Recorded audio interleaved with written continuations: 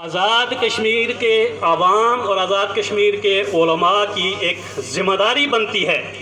کہ ہم اپنی اس تحریک کو اپنے ہاتھوں میں لیں، اس تحریک کو اپنی تحریک سمجھیں، اس تحریک کے روئے رواں بنیں اور بن کر اس تحریک کے سر کے اوپر دست شفقت رکھ کر اس تحریک کو ہم آگے لے کے بڑھیں تو انشاءاللہ یہ تحریک بھی ہمارے افغانستان کے طالبان کی طرح اپنے کامیابی کے مراحل سے گزرے گی اور ہمیں وہ کامیابی حاصل ہوگی، لیکن اس کے لیے شرط یہ ہے کہ ہم آزاد کشمیر کی عوام اور ہمارے علماء کو اس سے پہلے جو ہم سے سستی ہوئی، کاہلی ہوئی، جو تحریک سے ہم دور رہے، اس کو فراموش کر کے آج کے بعد ہم یہ عزم کریں کہ آج کے بعد ہم نے اپنی اس تحریک کے سربراہ بن کے آپ علماء آگے نکلیں، ہم آپ کے پیچھے قدم بہ قدم، آپ کے شانہ بہ شانہ، آپ کے قدم پہ قدم رکھ کے انشاءاللہ اپنی اس تحریک کے لیے قربانیاں دیں گے۔ آپ کے مجاہدین، آپ کے نوجوان تیار ہیں، لیکن قیادت کا فقدان ہے، نوجوان قیادت تلاش کرتے ہیں۔ اس وقت کشمیر کو تقسیم کرنے کی جو سازش ہو رہی ہے، مقبوضہ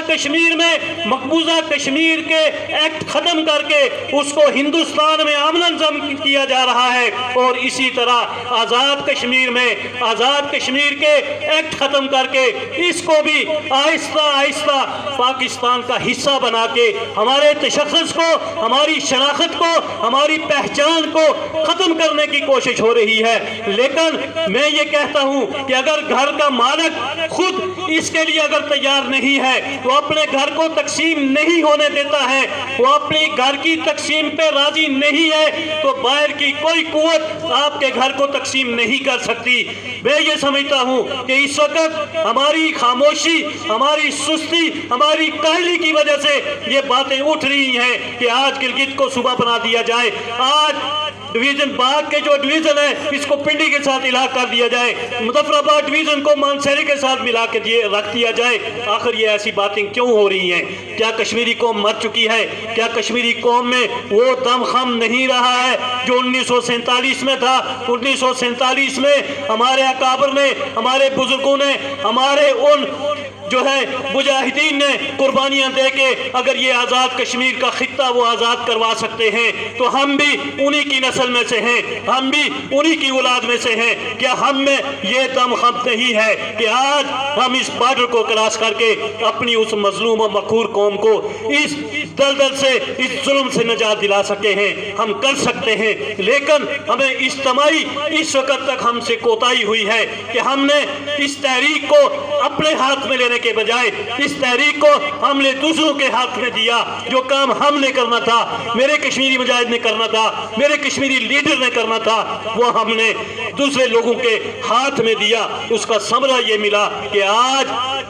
ہماری تحریک کامیابی کے مراحل سے ہوتی ہوئی آج زیرو پہ پہنچی ہے، اور یہ کہا جا رہا ہے کہ یہ ہمارے لیے مسائل ہیں، ہمارے لیے مشکلات ہیں۔ ہم اگر کشمیر کی تحریک کو چلاتے ہیں تو FATF کا معاملہ سر پہ کھڑا ہے، بین الاقوامی دنیا ہم پہ پریشر ڈال رہی ہے، انڈیا ہم پہ مسلط ہے۔ لیکن یہ کیوں؟ اس لیے کہ مداخلت یہاں سے تھی، یہ مداخلت ختم ہو جائے، آزاد کشمیر کے نوجوان، آزاد کشمیر کے علماء، آزاد کشمیر کی عوام جب اس تحریک کو اپنے ہاتھ میں لے لے گی تو پھر یہ جو دباؤ ہے، یہ جو پریشر ہیں، یہ جو بین الاقوامی پریشر ہیں، یہ پریشر پھر ختم ہو جائیں گے۔ ہم یہ کہیں گے کہ ہم تحریک کے روئے رواں ہیں، ہم یہاں تحریک کے وارث ہیں، ہم اپنی اس تحریک کو چلا رہے ہیں، چلاتے رہیں گے، ہمیں اس تحریک سے کوئی دستبردار نہیں کر سکتا۔ لیکن اس کے لیے ہمیں ہمت کرنی پڑے گی، ہمیں حوصلے سے آگے بڑھنا پڑے گا۔ میں جمیعت علماء اسلام کو